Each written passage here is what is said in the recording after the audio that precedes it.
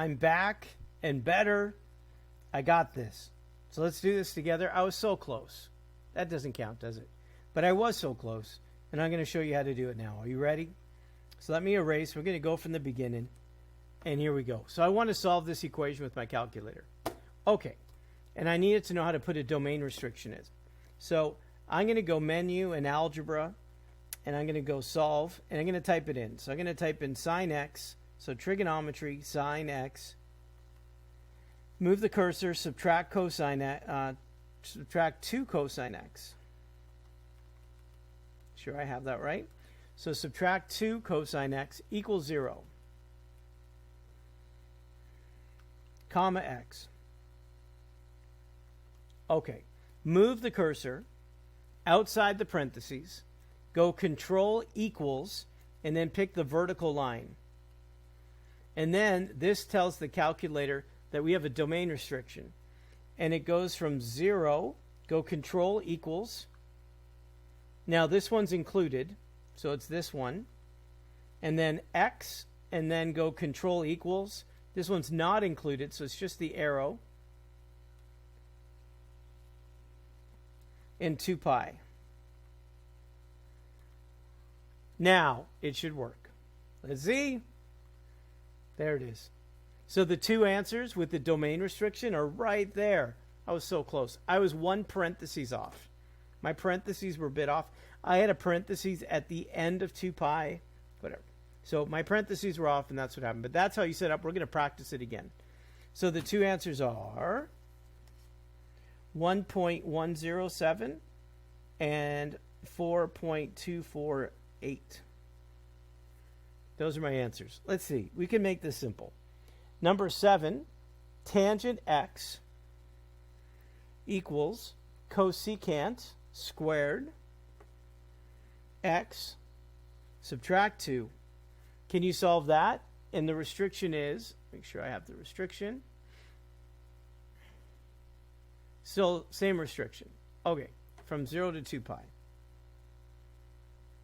All right, let's type it in. So how do I do it again? Let's do it together. So I'm going to press menu. Oh, mine turned off for a second there. I'm going to press menu, then algebra and solve. I'm going to type in tan. So trigonometry, then tangent. Move the cursor, equals cosecant. So I need to put parentheses on this. So parentheses, trig, cosecant, x, and then move the cursor and square it. See how I square that? That's cosecant squared. And then subtract 2, comma x. And then we're going to have a vertical line. And then we type in the domain restriction. So it goes from 0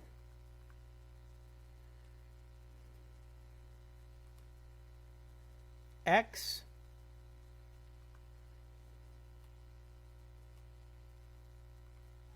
2 pi.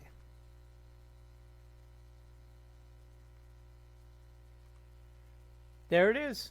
All right, let's go control enter. What's the answer that you get? I get one answer, 0.646 between 0 and 2 pi. I get one more answer on the answer key. So what's the... There is a little warning here, right? Between 0 and 2 pi. Is there not another answer here? Then that.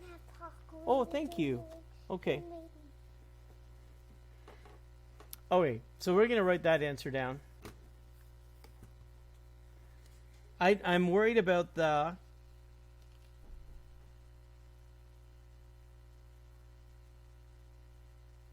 So I'm worried that there might be another answer here. So I'm going to show you a different way to do this. Because there's a caution symbol right there. What's another way we could do this? So I'm going to graph this.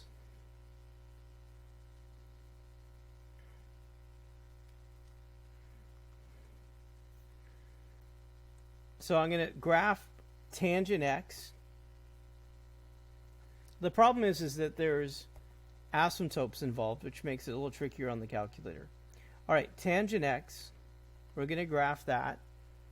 And then the other one, remember that's what tangent looks like? And then the other one is secant squared, cosecant squared,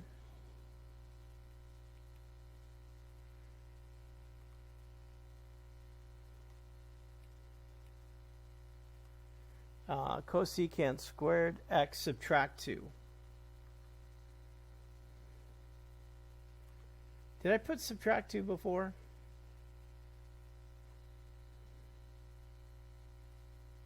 Make sure.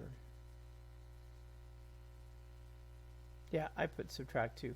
All right, so there's the graph. The red are the red is cosecant and the blue is tangent. But we're going to change the window.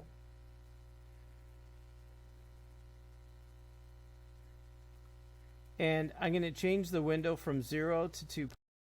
So 0 to 2 pi.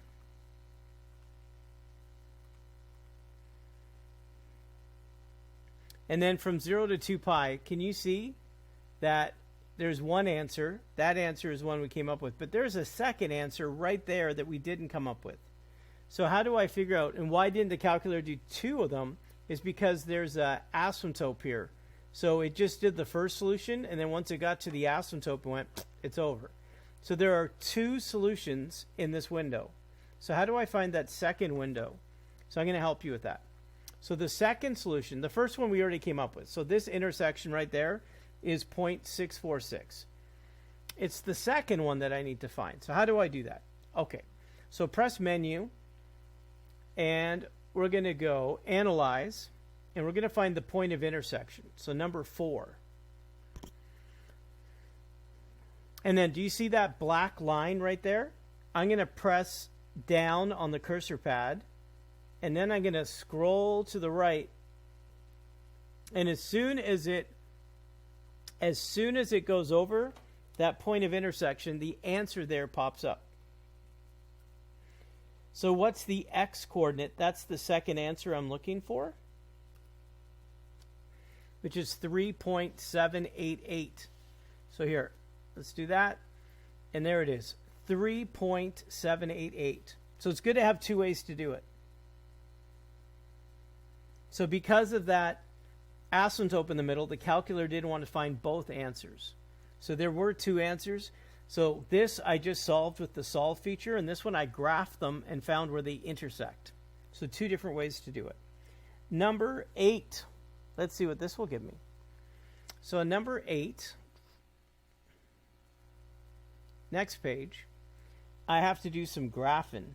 Find the period, the amplitude, the shifts, and then without a calculator, graph each of the functions in 12 to 15. So for 8 through 11, there's no graphing. So let's look at one at a time.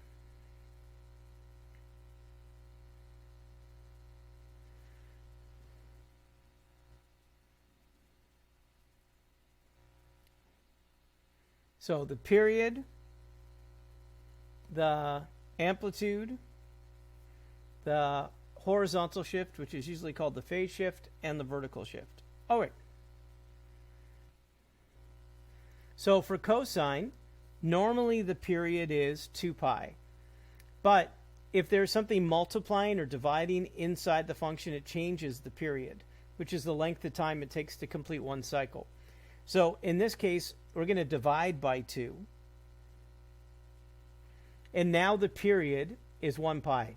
T is the normal letter to stand for period because that has to do with time. Amplitude. Is there a number in front being multiplied? It's the absolute value of that. So the amplitude is the distance from the middle of the wave to the top or middle to the bottom. That's 4. Phase shift. Is there any adding or subtracting inside the parentheses? And then the vertical shift is what's at the end, adding or subtracting. So that's what we're practicing right now. Number 9.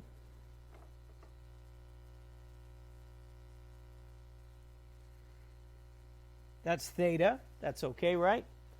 So we have tangent pi theta minus 1/2 or 1/8. 1/8?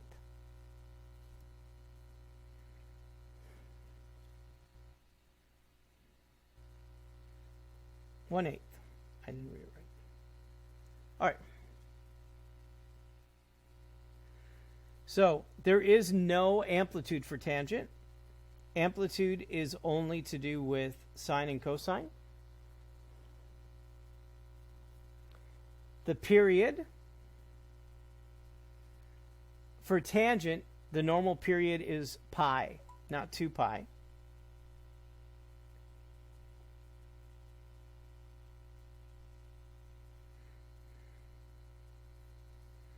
And then you divide by what you see in there. So pi divided by pi. So the period is 1.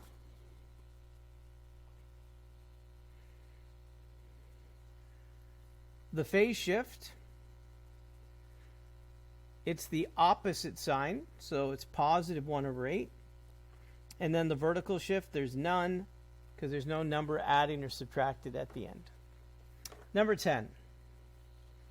In number 10, P at T equals 112 sine 3 parentheses T plus pi over 3. So it's sine, so there is an amplitude. The amplitude's 112. The period would be 2 pi divided by 3. The phase shift would be negative pi over 3. And there's no vertical shift, so I'm not going to write it down. Number 11. Y equals 2 secant x divided by 2, subtract 12. Secant has no amplitude, so I'm not even going to write it down. Only sine and cosine have an amplitude. That describes a wave. This is not a wave. The period, though, would normally be 2 pi for secant, like cosine. And then we'd multiply it times 2. So the inverse of what you see. So the period for this would be 4 pi. There is no phase shift. That's because there's no adding or subtracting inside the parentheses. And the vertical shift is negative 12. Done.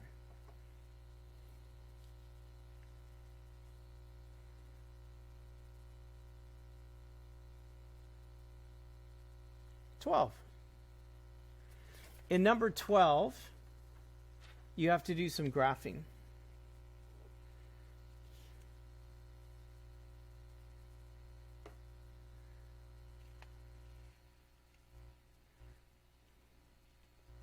So can you graph y equals 2 cosine x plus 3? And how would I graph that? What things do I need to know? So if I want to graph this, let's start with some analysis. The amplitude is 2. The period is 2 pi. There's nothing inside that would change it. And there's a vertical shift that everything's gone up 3.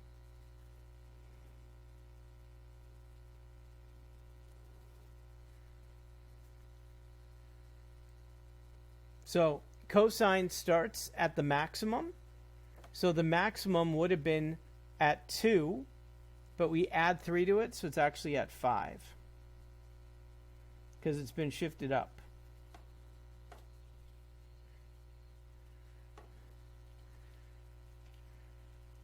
Now, the period of this is 2 pi. So that point 2 pi, I'm going to go 1, 2, 3, 4. At 2 pi would end up at the same spot. So one cycle is where it starts, is where it ends. In the middle, between those two, it's going to go to the low part. Now, normally the amplitude at the bottom would be negative 2. But when you add 3, the bottom of this now is positive 1.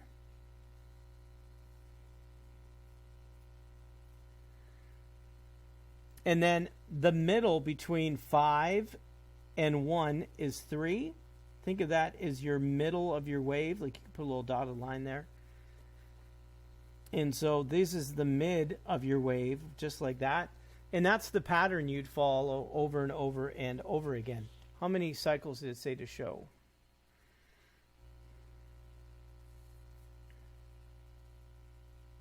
Two. All right. So if you wanted to do 2, you could do 1 positive and 1 negative if you like, or 2 positive. Just count 1, 2, 3, 4. That would be negative 2 pi. Again, it goes up here. They match. Here in the middle, it goes down to 1, and then the mid of the wave on both sides, and that's it. And then make a wave like you're at a baseball game. Done. And there's your wave. So that's y equals 2 cosine x plus 3. Number 13.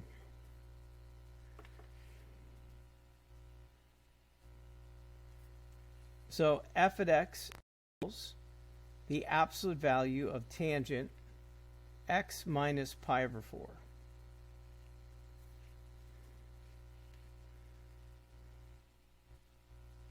So it has no amplitude. The period is pi, and there's nothing to change it. There's a phase shift where everything's been shifted to the right, pi over 4. So we're going to find pi over 4, and then we're going to go 1, 2, 3, 4, and then that ends one cycle. So pi plus pi over 4 is 5 pi over 4, or 1 pi and a quarter, and that's all we need. It's important to know that tangent starts with a point of inflection. So our point of inflection is the vertical shift. If there's a number not being added or subtracted at the end after the parentheses, then that point of inflection is at 0. So that's where it starts at 0. And every other is going to be 0. And then in between are asymptotes.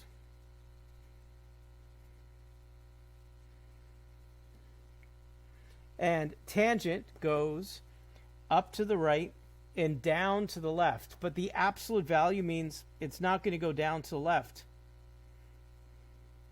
So instead of going down to the left, it gets reflected up. And that's the pattern over and over and over again.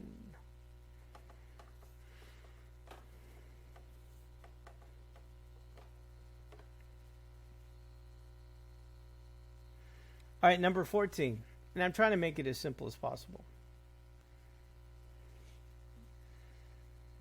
In number 14, y equals negative 1/2 sine x divided by 2.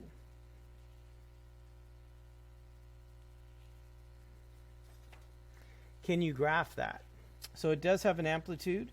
The absolute value of negative 1/2 is 1/2. The period would be 2 pi, but we're going to go times 2. So now it's 4 pi. There is no phase shift and no vertical shift. But be aware of the negative creates a reflection.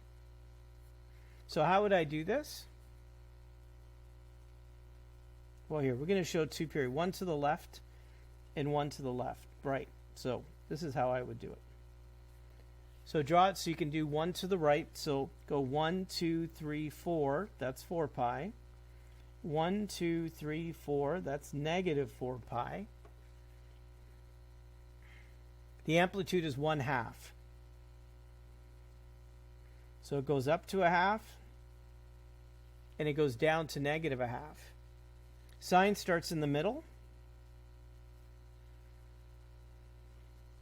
That's your middle of your wave. And because it's negative, it would normally start in the middle and go up for a pattern. But the negative makes it go down.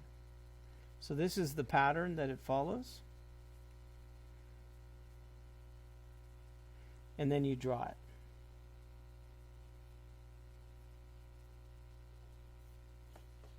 So negative sign starts in the middle and goes down. Positive sign starts in the middle and goes up. So you have the key features here: the period, the amplitude, and the wave and how it starts and so on. All right, last one to graph, number 15. I know this isn't simple. I'm glad you're fighting through it.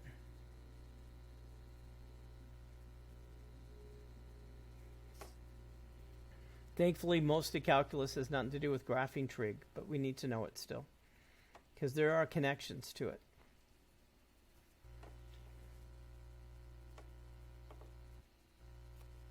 There it is. So can you graph that? cosecant negative 2x.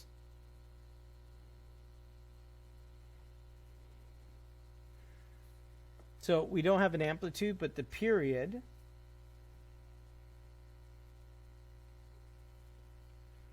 we would divide by negative 2, so it would be pi or negative pi, but we usually write it as a positive number.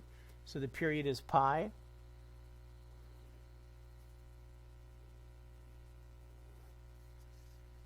So I'm going to go 1, 2, 3, 4. That's pi. Over here, 1, 2, 3, 4. That's negative pi. So I've shown 2 cycles. We have positive 1. Those are going to be my vertices for my cosecant. And then cosecant starts with an asymptote, and every other is going to be an asymptote.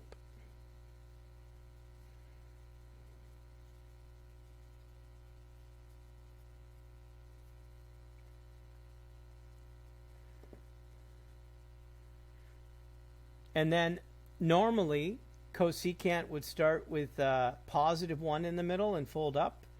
But because of the negative 2x, there's a reflection over. So this is actually going to be down here. And this is what the picture looks like. And it alternates. And in the middle, there's a space. And there's the picture of cosecant. Number 16.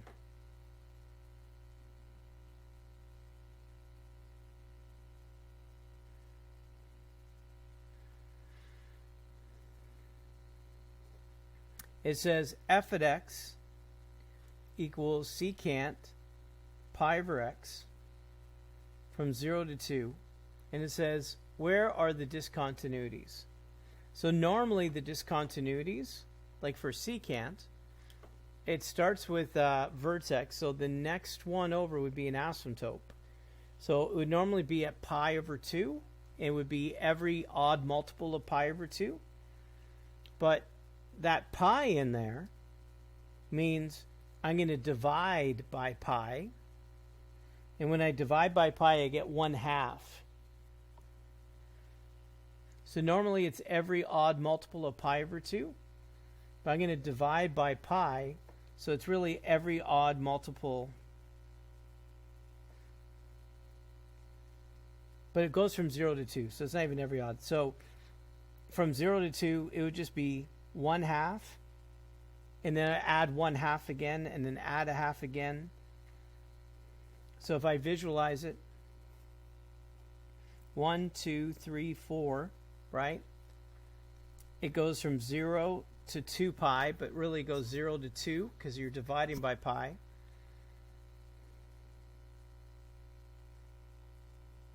And then this is where the asymptotes would be. And then this is what the graph would look like. So where are these asymptotes? At 1/2, and the other one's at 3/2.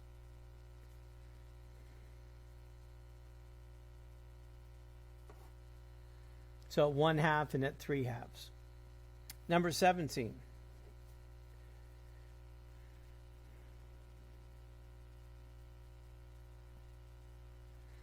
Where are the discontinuities? Let's look at this together. So g at x equals tangent x divided by 2 from 0 to 4 pi. How would I approach it? So understand this graph. The discontinuities are where the asymptotes are. So this is what I'm going to do. Normally the period would be pi, but times 2, it would be 2 pi. So if I go, this is 2 pi, and that's 4 pi. So it's a shorter cycle. And we have a point of inflection, and then an asymptote, a point of inflection, an asymptote, and so on. I want to know, where are these asymptotes located? So at 1 pi and 3 pi are the discontinuities.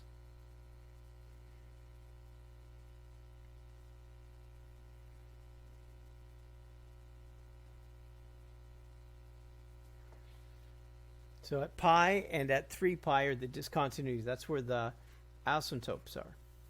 All right, number 18.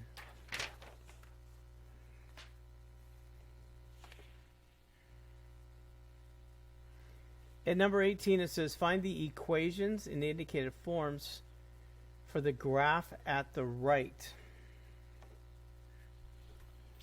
So if this was a cosine, if this was a sine a wave, you'd start in the middle and go up. So the amplitude is 4.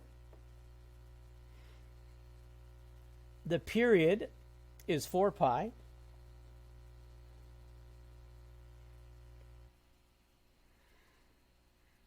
And what else would you need to know? Amplitude, period.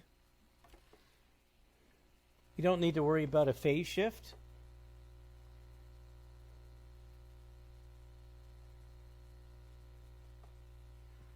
Cosine's going to have a phase shift, and there's no shift up or down at all. That's because it goes from positive 4 to negative 4. If there was a shift up or down, the numbers would be off. All right. So how do I put that together? For sine, it'd be 4 and then sine. And then if I want to change, the normal period is 2 pi. So I doubled it. So it would be x divided by 2. This gives me an amplitude of 4. And dividing by 2 doubles the amplitude. Doubles the period, and it's done. So that graph matches that. B had to do, how about if it was cosine? What would happen? Well, to be cosine, it would have to start at the maximum. So there has to be a shift. So if it starts at the maximum up here, you've shifted it to the right pi. So there's a phase shift. Positive pi is the phase shift. Shifted to the right pi. That's where cosine would start. Everything else would be the same. Amplitude is 4 and the period is 4 pi. It just needs to show that it's been shifted to the right pi. So how do we do that? I'm going to say this is g at x.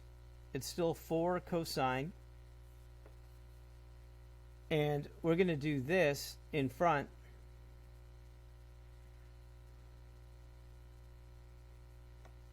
To show that.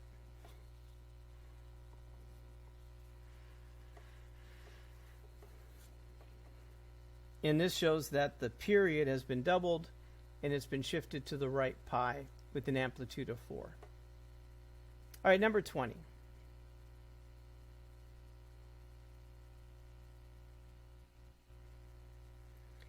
Without a calculator, find all 6 trig ratios for an angle whose terminal side is -2, -7.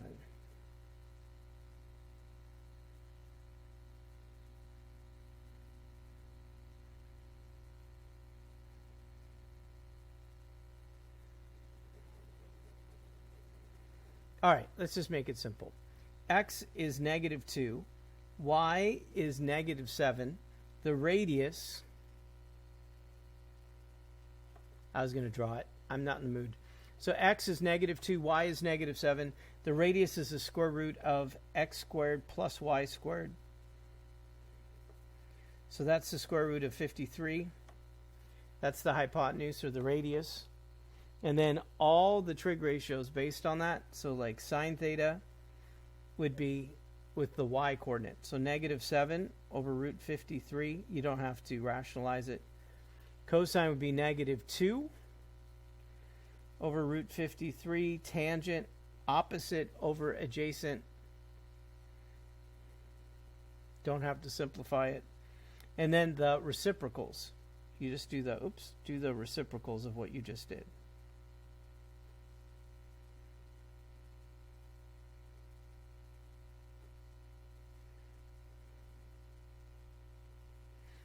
And those are all 6 based on a point. So if you're given a point, then the definition you'd use has to do with a point on a circle. And so you need to know the radius. Cosine is x over r, sine is y over r, and tangent is y over x, and use those definitions. Number 21.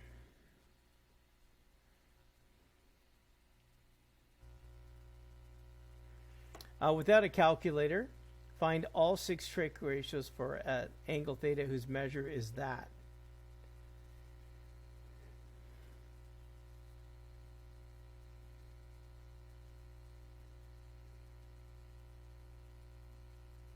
All right, let me set it up.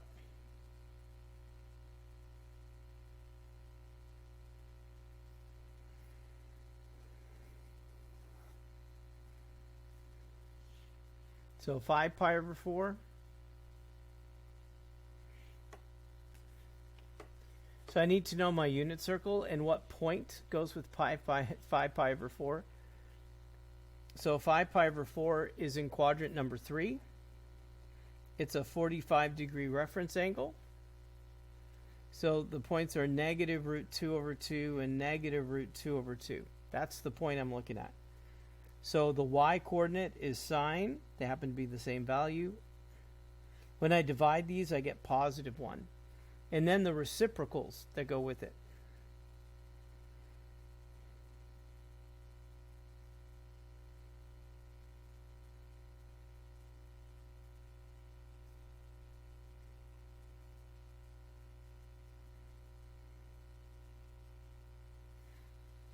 And there you have it. Those are the 6 that go with that angle.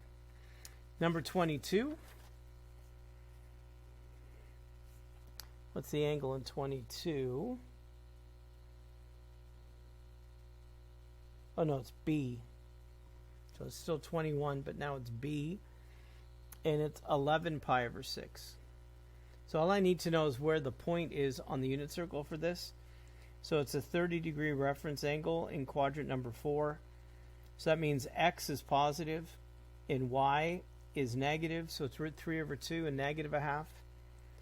And then I can just start understanding my unit circle. So the value of sine is the y-coordinate. The value of cosine is the x-coordinate. Tangent is dividing y over x. You don't have to rationalize it. And then the reciprocals.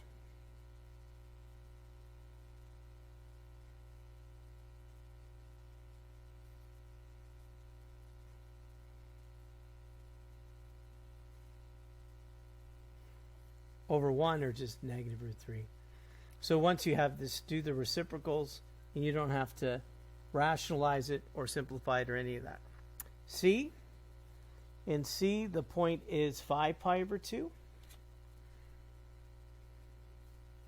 So when it's over 2, it's a point on the unit circle on the axes. It's not in a quadrant. So it's 1 pi over 2, and then at the bottom is 3 pi over 2, and then at the top up here is 5 pi over 2. So if you graph it, this is what it would look like, 5 pi over 2. So this point up here is 0, 1. So sine 5 pi over 2, the y-coordinate, cosine 5 pi over 2, that's the x-coordinate, tangent 5 pi over 2, be careful, it's y over x, so it's undefined. And then the reciprocals. So cosecant of 5 pi over 2 is 1. Be careful here. Secant 5 pi over 2, that's undefined. So when you do the reciprocal of 0. And then cotangent 5 pi over 2, that's x over 1. So that's 0. So 0 divided by 1. So recognize the ones that are undefined when you do that. All right, part D, negative pi. So where is that on the unit circle? So negative pi is just here on the axes to the left. That's negative 1 and 0.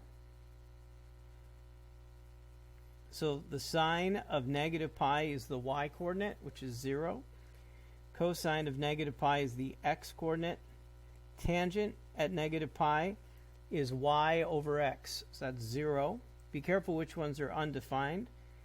Cosecant of negative pi, the reciprocal of 0 is undefined. Secant, the reciprocal of negative 1 is negative 1. Cotangent, the reciprocal of 0 is undefined.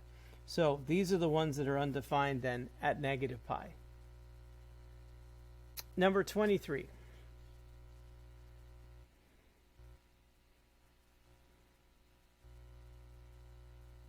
We're almost there. 2 more.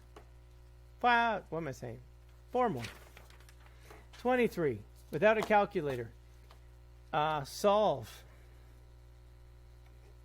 So cotangent 1 over root 3, and these were all from 0 to 2 pi. So to solve this, know the definition of cotangent is x over y. So in other words, the x coordinate is 1 and the y coordinate is root 3. If you like, you can divide both by 2 so you can understand that that is a 60-degree reference angle.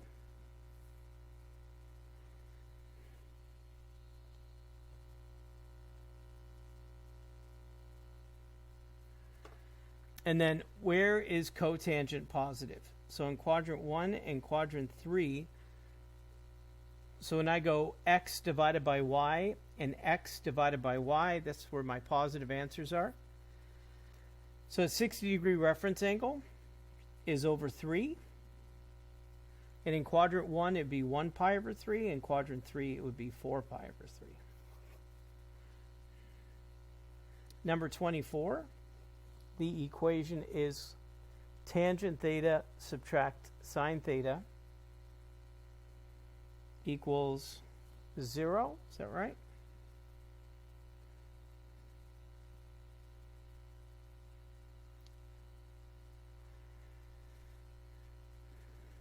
So we can add sine theta and realize that when is the y coordinate equal to y divided by x? And it's when y is 0. So when is the y coordinate for sine equal to y divided by x? It's when y is 0. And so where is y 0 on the unit circle? So if you think where y is 0,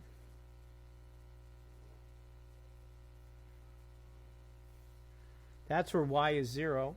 So the answer to that is 0 and pi.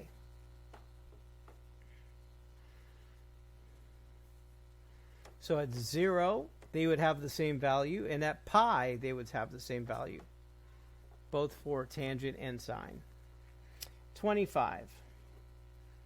25, the equation is 2 sine squared theta equals cosine theta plus 1. This one's a lot trickier. So we're going to do trig substitution here. So on the side, one of the identities is sine squared theta plus cosine squared theta equals 1. That's a Pythagorean trigonometry, a Pythagorean identity with trigonometry. So that means sine squared theta is equal to 1 subtract cosine squared. So I'm going to do a substitution.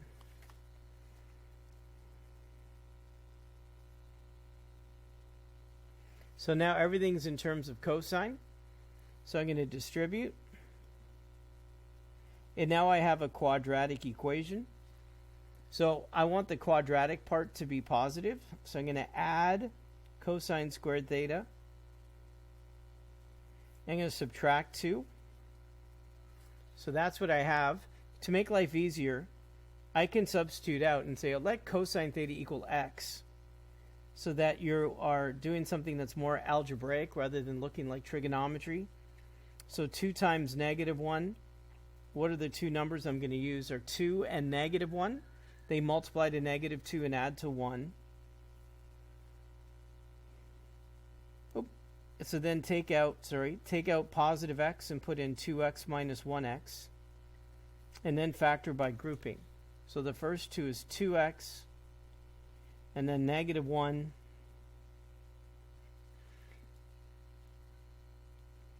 and then we have x plus 1 and 2x minus 1. All right, so at this point we can plug cosine back in. So we have cosine theta plus 1 equals 0, and the other one would be 2 cosine theta minus 1. So in this one, subtract 1, and for the second one it would be 2 cosine theta minus 1 equals 0. So to get cosine theta by itself here, we're going to add 1 and divide by 2. So where is the x coordinate, that value? So for this one it's pi. Where is the x coordinate? Positive a half. For this it's pi over 3. and the other one is at 5 pi over 3. So that those angles, the x values are those, and you have your answers. All right, 26, and then we're done. I know this isn't easy. So use that graph of the derivative at right to graph the second derivative. Okay, little calculus here. So use the graph of the derivative at the right to graph the second derivative. So what I'm looking for here are the turning points. So if I'm going to draw a number line for the second derivative, where's the turning point? So we have one at negative pi. We have another turning point at 0 and another turning point at pi. And so this is decreasing, then increasing, then decreasing, and then increasing. So that tells me above and below when I graph this. So now I'm going to draw a graph.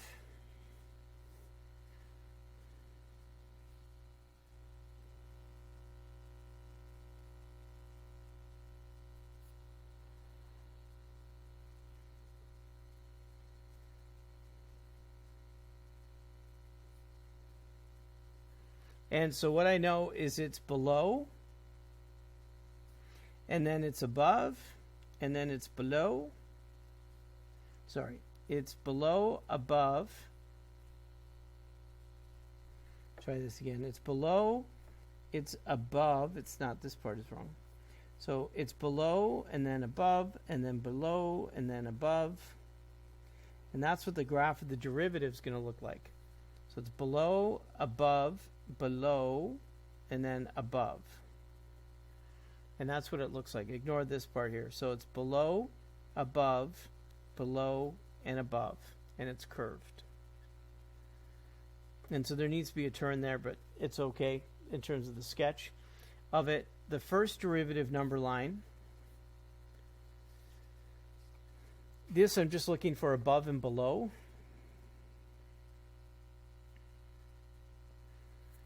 So where are the intercepts here? So at negative pi over 2. And the other intercept's at positive pi over 2. And it goes below, above, and then below. All right. So let's finish this off. So this is the graph of the second derivative.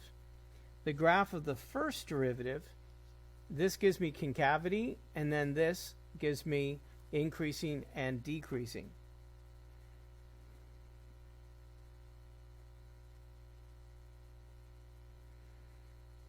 All right, so that's what it's going to look like. So what do I first know about the graph? Does it even give me a starting point? 0, 0. Okay. So let's start at 0, 0 and build it up from there. So it starts at 0, 0. What happens from 0 to pi? So it's going down. It's decreasing. No, sorry, from 0 to pi it's concave down. But from 0 to pi over 2, it's increasing. And then it changes. So at pi over 2, we have a maximum. So let's connect 0 to pi over 2 with a maximum. And it's going to be concave down. It continues to be concave down all the way to pi.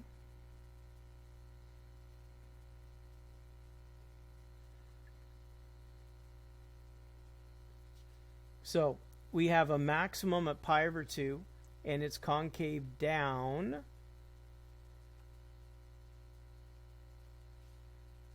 And then after pi, it would then be concave up. Let's follow it to the left. Between 0 and negative pi over 2, it is still increasing, and it's concave up. So in fact here, at negative pi over 2, for the first derivative, we have a minimum.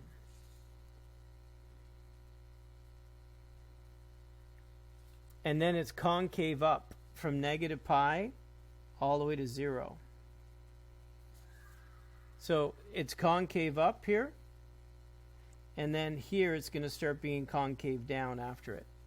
So there's your picture of both the function and the second derivative, and that's going to lead us into the next lesson, which is on derivatives of trig functions and their graphs, and we're done. So, Mr. G Math over and out. I'm proud of you for doing your work. I so know this was not easy. And reviewing and maybe pre-calculus math 3, compacted math, maybe the trigonometry you didn't get as well as you needed to, and now you're trying to fight through it a little bit. But I'm saying is don't give up and keep fighting through it. Keep asking questions. We'll help each other. All right. Until next time.